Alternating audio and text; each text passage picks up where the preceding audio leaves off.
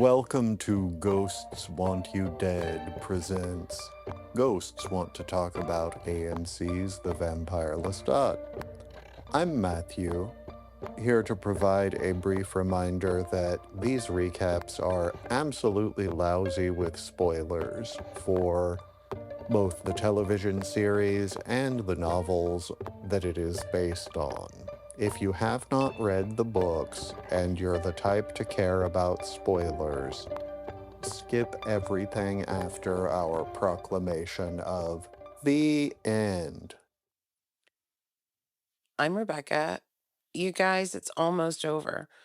The finale is next week. This week, on episode 6, Montreal, Lestat begins in framing device voiceover, inventorying the many different identities he has performed.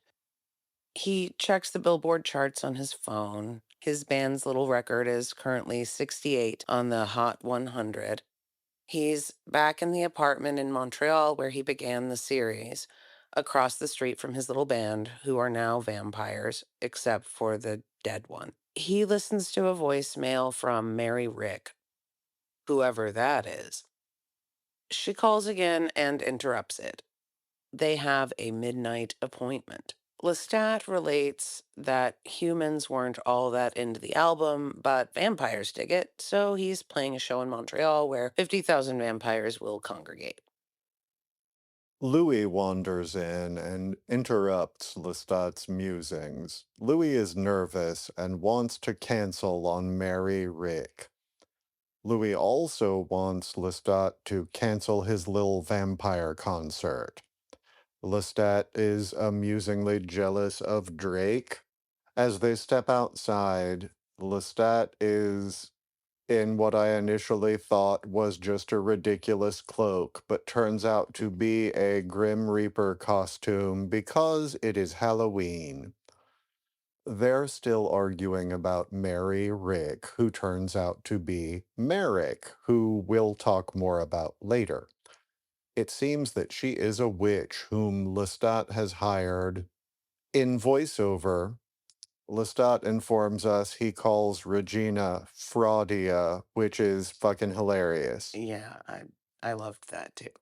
Louis warns that all the vampires coming to town for the show will end up killing half of Montreal. Lestat isn't all that concerned. He's just excited that it will be the largest vampire gathering ever just for him. Louis's boyfriend calls, and Lestat is playfully jealous. Louis is suspicious of how friendly Lestat is being. Lestat teases about Louis opening a restaurant down the street from his apartment. They are meeting a guest at said restaurant. When Lestat removes his death cloak, the assembled crowd bursts into applause. Louis and Lestat are meeting Daniel, who makes a Taylor Swift joke before it's time for a little bit Lestat. In the restaurant, Daniel questions the pair about their reunion. He wants an ending for his documentary. Daniel teases about the 3.1 pitchfork rating Lestat's record received. They chit-chat about Lestat's plans for the immediate future. A waiter enters to present a lady for the trio to drink.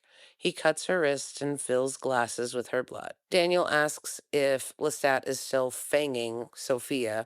Daniel admits to being in a relationship, but does not divulge an identity. They drink the lady's blood. In the car afterward, Lestat and Louis talk shit about Daniel. A car full of fans follows them, honking and hooting and hollering and other H words. They are playing his little record, and he hangs out of the car window and sings along a little bit. Lestat asks Louis about an incident from Daniel's book. He wants to know about the bit where Louis sees Lestat as a ghost in Paris. Louis chalks it up to guilt. He asks Lestat if he perhaps sees the occasional vision of him, but Lestat is coy about it. Louis gets upset that Lestat has been so withholding about the details of his past when they were together, but is now telling his whole sordid story via shitty music to strangers. They argue about Antoinette.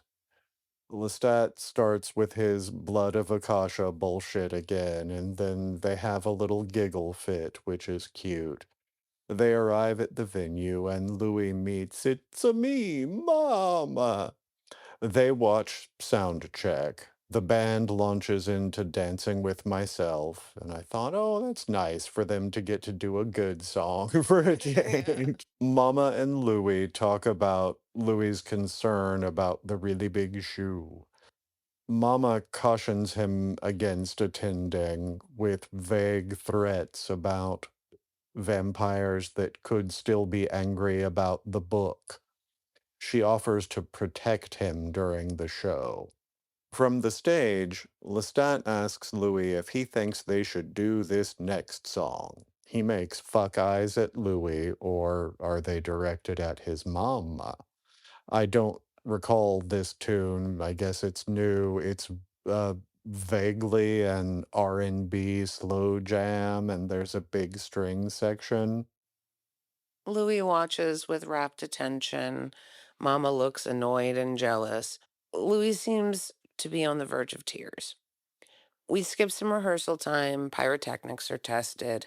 Louis receives a text from his boyfriend with a link to Daniel's interview with Lestat. When Lestat asks why he was on his phone, he lies and says he was checking on the restaurant. He apologizes for his rudeness and again asks Lestat to cancel the show. Mom interrupts in her ridiculous accent. Really laying it on thick there. Yeah, she wants a moment with Lestat. She is jealous of Louis. She and Lestat apparently have plans to go away together after the show. She warns that Armand is in town and he should be careful. In the car later, Louis again tells Lestat they should cancel the show. We hear what sounds like him watching porn on his phone. It turns out to be a link to a sex tape of Lestat and Sophia fucking. Lestat dismisses it as fake. In Daniel's little video that Lemuel sent earlier, Daniel interviews Armand, and Armand tattles about Lestat's incest with his mother, setting up the sex tape clip. Lestat is flustered and calls it an AI deepfake. Louis asks earnestly if Sophia is Lestat's mother, and Lestat vomits. Louis tells the driver to pull over. Louis tries to flee, and Lestat follows. So Louis scolds him for fucking his mom. Lestat tries to rationalize his bullshit, and he cries. It's all very emotional, but Sam Reed overdoes it a little bit. Louis comforts Lestat to stop his histrionics, and they proceed down the street together. They end up at a bar, and Louis is still asking about It's a me, Mama. Louis tells a charming story about a cousin paying him $1 to let him finger him, trying to relate, I guess. Like, I did a little incest too. Uh, Lestat insists no incest happened until after he vampired Mom. Louis pushes back on this, but Lestat doesn't give a straight answer. Louis asks him to put some of his blood in his beer, which he does. Louis points out that in Daniel's video, he was in broad daylight, which explains the tan that they noticed earlier. Louis apologizes for taking the fact that Lestat fucks his mom kinda badly. They ponder canceling again. Back at Lestat's, Merrick has set up. She is here to conjure Claudia for them. They chat a bit before she asks for the personal items needed for the ritual and demonstrates psychic abilities while doing so. She begins to beseech Papa Legba, the Virgin Mary, and various and sundry saints for help, but stops to scold Lestat and Louis for bringing bad energy, which is impeding her work. She instructs them to move their chairs before she begins again. She is successful, but Claudia is pissed about it and makes Merrick smash her face on the table. Claudia doesn't seem to feel like a chat at the moment. Lestat and Louis ask Merrick to try again, and she says she'll need more money to fix her tooth, but she does as asked. Claudia speaks through Merrick, and she is pissed. Louis tries to apologize, but Claudia wants to know if he's back with Lestat. She leaves Merrick and appears within the circle, filling out the dress she once wore in life. Louis tries and tries to make amends, but Claudia wants none of it. She tells him she prefers Lestat. She re enters Merrick. She dramatically proclaims her hatred of Louis. She escapes the circle and addresses Lestat, and he welcomes the punishment. She explains her various manipulations in life. She could be lying because she's angry. She could be telling the truth. She laments that she is separated from Madeline in death. She calls out to Madeline again and again and gets up to some poltergeist shit before abruptly departing. Merrick closes the ritual. Afterwards, Louis and Lestat walk silently, both dumbfounded. They eventually break the silence and sit on a bench and watch passers-by. They mourn Claudia's isolation and death. Louis has a question. He wants to know if Lestat thought he was really going to get away with fucking his mom in secret. Lestat admits that he doesn't really know. He theorizes that he must have wanted to get caught at it and that he seems to crave punishment. Louis suggests that maybe that's just a vampire thing. They both admit to needing therapy at various points in the conversation. Louis asks if the songs are about him, and Lestat admits they are. Lestat mentions again Louis opening a restaurant 3 blocks from his apartment, and Louis cops to it. They smile at one another. Louis says that if they got back together, they should live in a trailer park in the desert, and they begin to fantasize about this possible future. They gaze lovingly at one another, and as they are about to hold hands, they are interrupted by an onlooker. It is Alex from the band in a little vampire mask, distracting them, while Daniel and Armand emerge from the shadows and they decapitate Lestat and Louis. The end. That's your cue to turn this off if you care about book spoilers, because here they come momentarily. Well, wasn't that something? It was. The ending was interesting. Definitely diverged from the books to my memory. It's annoying that it's getting so good so close to the end. Yeah. I enjoyed the Claudia business. I think that actress is wonderful and she's done a really good job. At first, in the previous series, I liked the other Claudia. Yes, I was also going to mention that. I admit that I was not immediately charmed when Claudia was recast in season 2. Neither was I. But Delaney Hales definitely earned a 2027 Emmy nomination in this episode, right? Absolutely. She did great. It took me a while, but I am fully on board with her now. Same.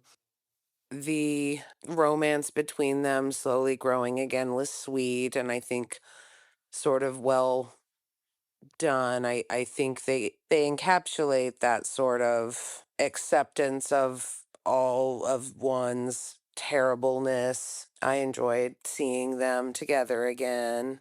I did too. I thought it strained credulity a little bit that Louis would get over the whole he's fucking his mom thing So that quickly, quickly. yeah. I think that definitely was sort of a little ham-fisted to me move it along, but I did enjoy that revelation was fun because he was like, "The fuck, you crazy motherfucker," and that was Yeah, it was nice that he did get lectured about it by someone. Yeah, nobody so far has really done much about how gross and weird it is, and at least Louis knows that uh incest is weird, man. I am excited to see what happens next week. The whole Akasha business, I'm assuming, will, Well, yeah, yeah, it must be. The surprise decapitation at the end of this episode is just setting up the whole "the blood of Akasha makes you invincible" thing. yeah. So, uh, that works for Lestat because he has had her blood, and then Louis Louis, has because had he's, his yeah, blood. So, yeah, regarding the novels, this just further cemented that really we just need to reread all of them. agreed. I like Show Merrick, and while her ritual to contact Claudia is still a sort of mishmash of magical traditions, much like the magic in the source novels, the show's depiction of New Orleans style voodoo was one of the more respectful I've seen in media. Yeah, I agree. I thought it was a little mixed, as you said, but it's much better than some.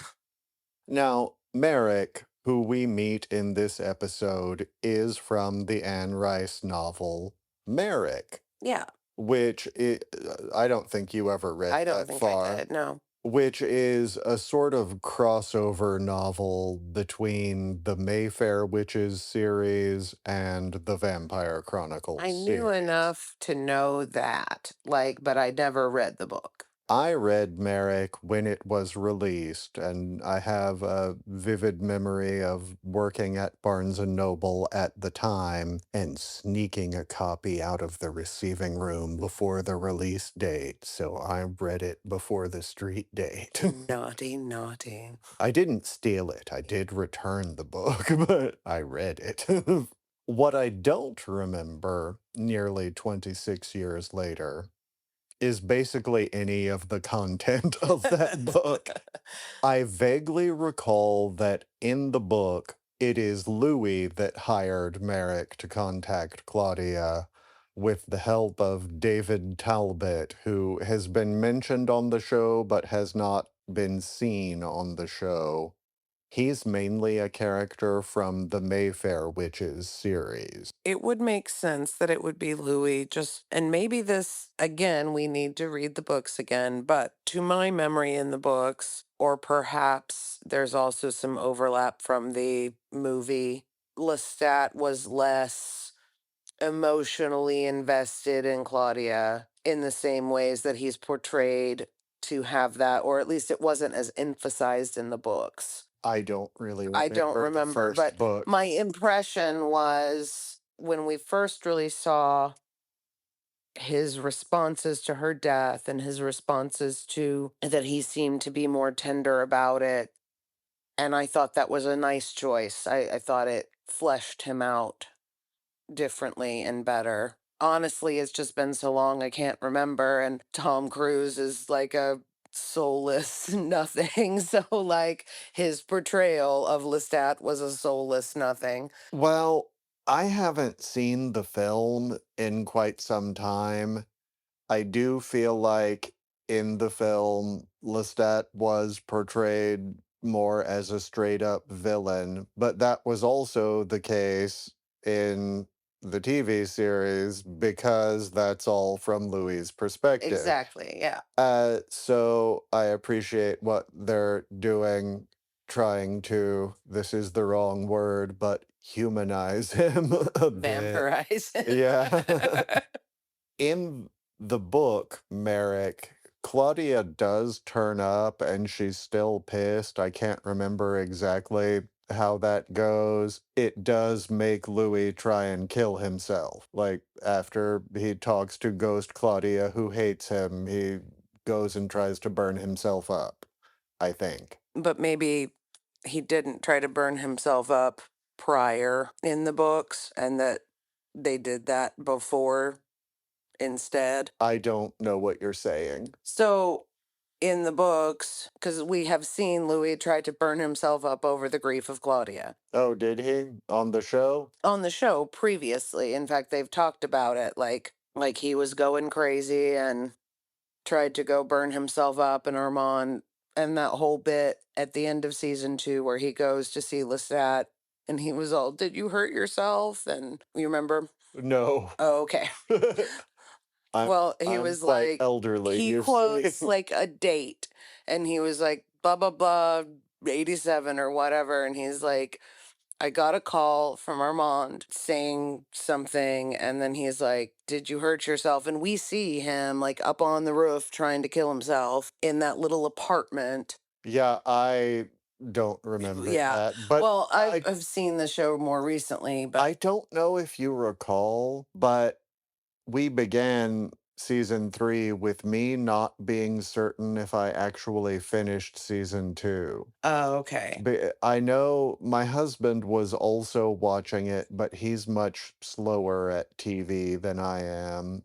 And I vaguely remember waiting for him to catch up, but I just assumed that I eventually gave in because I always eventually give in and finish shows without him. But maybe I didn't this time because there is some show stuff that I'm like, wait, what?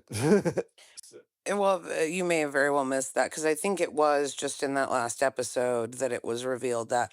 But what I'm guessing is that they just put that ahead of the horse with the bit about Claudia. Yeah, that may well be the case Because I don't know that they'll have him try to kill himself again, because they have been, moving things around a little bit. yeah, Yeah. sort of rearranging. Canon events. Yeah. Like, I don't know if you recall, but you read The Tale of the Body Thief, right? Mm-hmm. Well, that is dude from Weeds who is already on the show. Oh, okay. Wait, who? Justin Kirk, the No. guy that came with Daniel to meet them earlier in this season. Justin Kirk, you know, the hot brother in law from Weeds. Oh, yeah. I remember him now. Okay. That's the That's the body body thief. thief. Okay. Who knows if they're going to do Do that anything or with that. not. But Well, I figure they probably wouldn't be teasing him if they're not, but well, they might have just as sort of like an Easter egg for novel readers, like, oh, hey, yeah, look, that's it's true. that guy. We're not doing anything with it, but there he There he is. is. What do you think is going to happen in the finale? I don't know because their little decapitating thing is off book, but as you said, probably just to illustrate in a very visual sense, the power of the blood of Akasha. So I'm thinking about the old movie and I'm thinking about what I remember from the book and somehow they'll be undecapitated and do the Well, really big show. I don't think that will happen on its own. I think perhaps Akasha is going to show up and Yeah. save them. Like, this will be the thing that awakens her. Because in the novels, it's Lestat's shitty music that awakens her. And she's like, oh, the only sound that could stir me from my slumber. Shitty pop rock. Wait. I think this is going to be the incident that starts that. So I think she is going to show up and screw their heads back on with her magic blood. And the show will happen because she will want him to do the show to further her agenda. We'll set up for Then she will Queen of the kidnap him Damned. after Yeah. that and will be set up for Queen of the Damned next Yep. season. Assuming there is one. It hasn't been renewed yet. It will be, but it's weird that it hasn't yet Yeah. because AMC executives have given statements that it is outperforming their projections by like 3 times what they thought in terms of viewership. Everybody likes vampires. Hot vampire summer, baby. Follow us on Instagram, Threads, YouTube, and Blue Sky at Ghosts Want You Dead. With only one more episode of The Vampire Lestat left, you're going to need a hot TV vampire to keep you company in the dark of the night.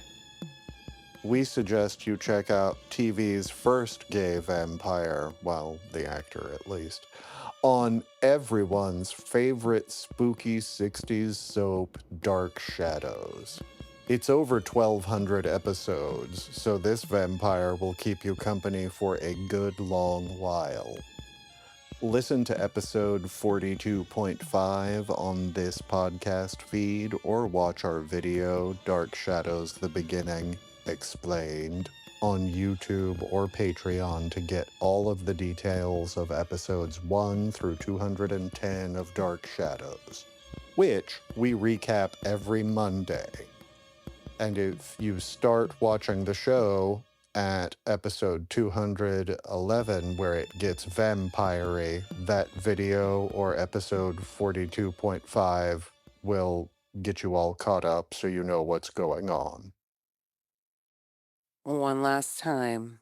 See you next Tuesday.